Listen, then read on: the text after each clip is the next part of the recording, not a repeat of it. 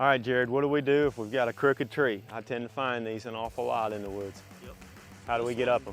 It's not only crooked, but it's got some limbs on it, Yep. which is good. So that's the advantage of saddle hunting, right? Is you don't have to have a perfectly straight tree. You're gonna wanna find a tree with a little bit of cover like this. But we're gonna show you how to get around those limbs and do it the right way. So you've already got everything you need in your saddle setup. So Aaron's already got his lineman's rope pulled out. He's gonna go ahead and install that.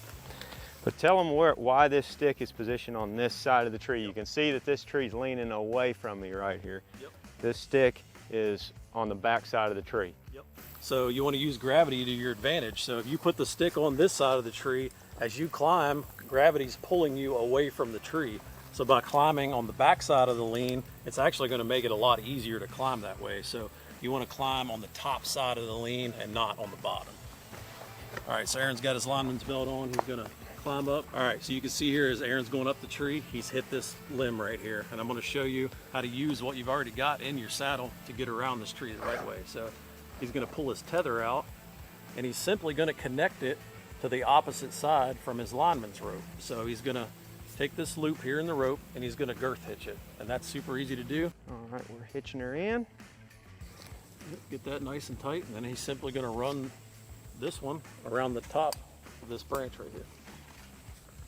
And it's important to note to not let your lineman's rope drop below your waist level. So you want to keep it tight enough and high enough that it's not below your waist. If you would happen to slip when it was loose and below your waist, you're going to go take a little ride down the tree. So you want to keep that nice and tight.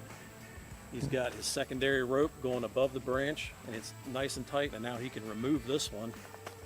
And as you can see, this tree's got a bunch more limbs on it that he's going to have to go around. So he's simply going to take that rope and just kind of drape it over his neck to keep it out of the way. Headed up the tree, we're going to be encountering more limbs right here and just rinse and repeat the practice that we just did. But while we hunt most of the time on public land, you can't cut anything. If you're on private land somewhere where you can do whatever you want to the tree, you can go up through here and cut some of this. But on public land, where you can't cut stuff, it's very, very good to know this system and this technique. Yeah, and it's good for cover as well. You don't want to cut all of your cover as you go up the tree. So in this instance right here, you wouldn't have to get very high in this tree to have really good cover. So leave those limbs on there, simply go around them, and you're going to be good to go.